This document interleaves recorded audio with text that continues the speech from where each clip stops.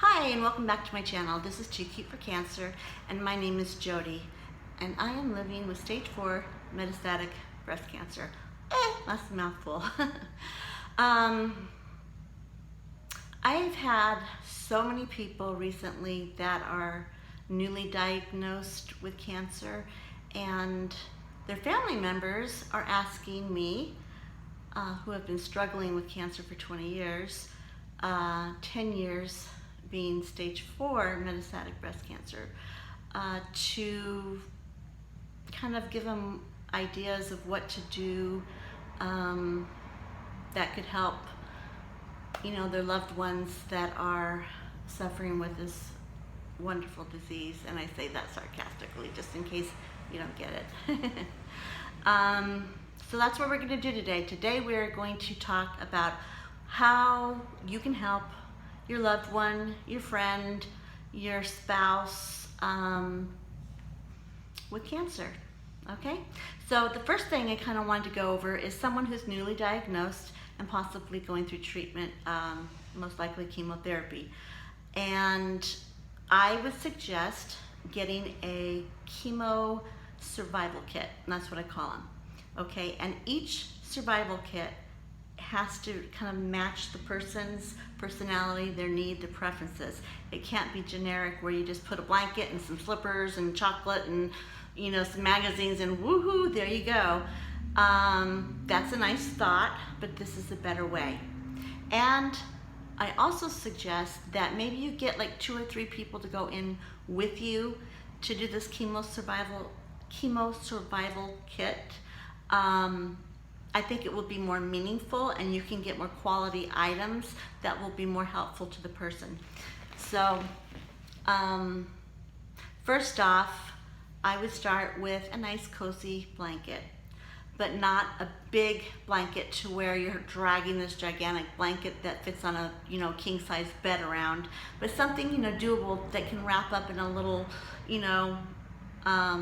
ball and easy to cart from the car to the chemo lab, because they don't give you like lockers. You have to get a chair, and you might get a different chair and there's no place to put your stuff, and a lot of times unfortunately the chairs are you get a little crowded. So that's the first suggestion. Get a blanket that is soft, no scents, no wool. I mean, just try to get something that would be very environmental friendly, so maybe it doesn't break out their skin and all that stuff. Okay, blanket.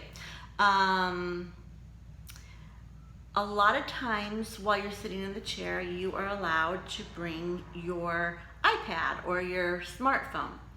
So, but sometimes the Wi-Fi is kind of in there. So I would suggest purchasing them a hotspot or something that would enable them to access Wi-Fi, so they have something to do while they're sitting there.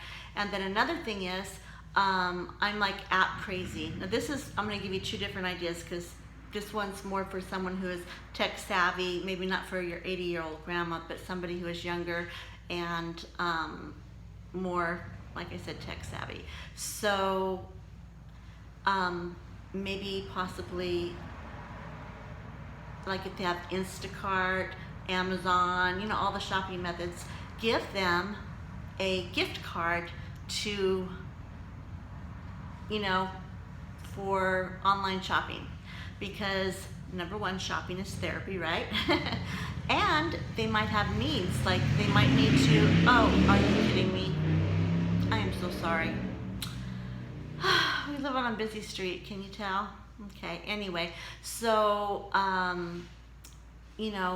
they can do their grocery shopping while they're sitting in the chair. They can, go on Amazon and browse and maybe get them something they need for the house, or, someone's birthday is coming up. You get the idea. Okay, so that's another thing.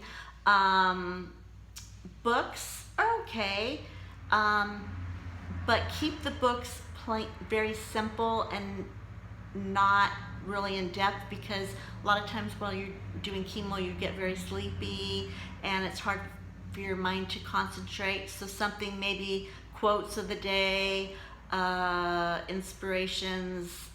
Comedy is always good, like something on, cause a little giggle there, maybe some naughty lyrics, whatever. That's another thing. Then, this is one thing that I wish I had thought of myself, but I actually got this from another YouTuber. But keep a thermos, or like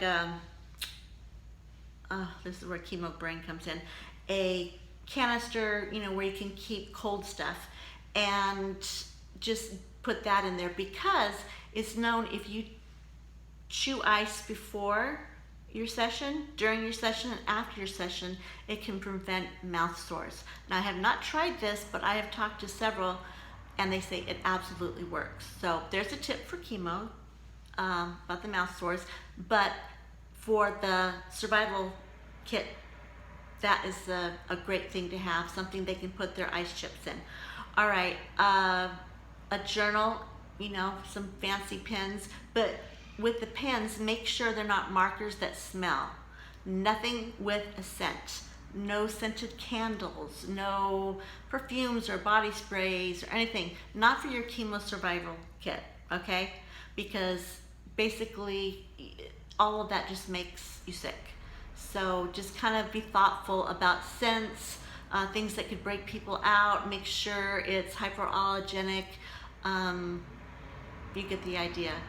Another thing for their chemo survival kit is socks, slippers with the grip bottom, the soles on the bottom, because they can wear them from the house, from the car to the chemo lab. They don't have to change their shoes when they get in and put their soft, cozy, whatever. Less to carry is always easier and better.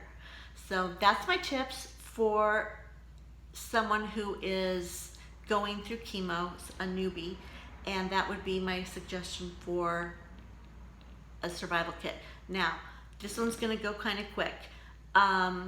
This is for someone who has been going for a while and maybe past chemo, maybe still doing chemo, but not, it's not the emergency kit.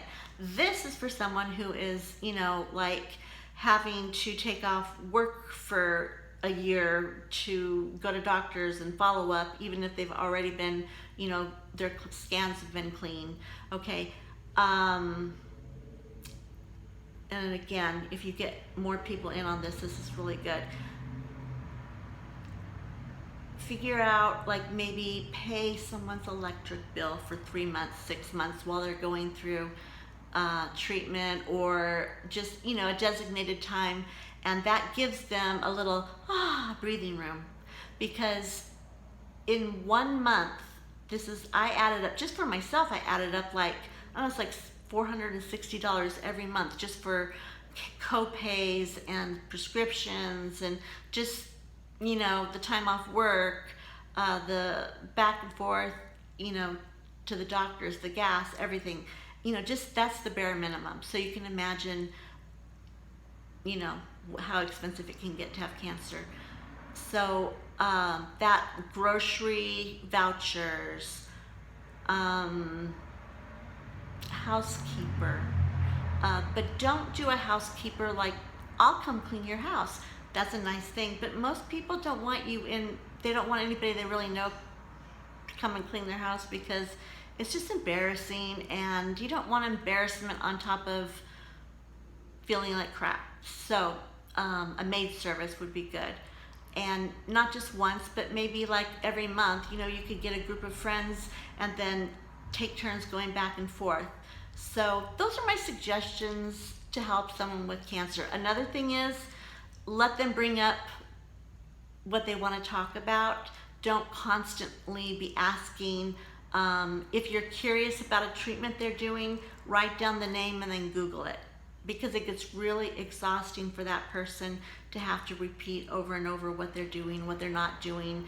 And sometimes it feels like, almost like you're on the hot seat, and it doesn't feel really good, So that is my suggestion on ways to help someone going through cancer.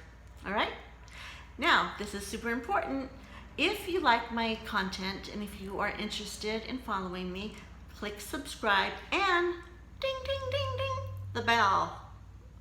Okay?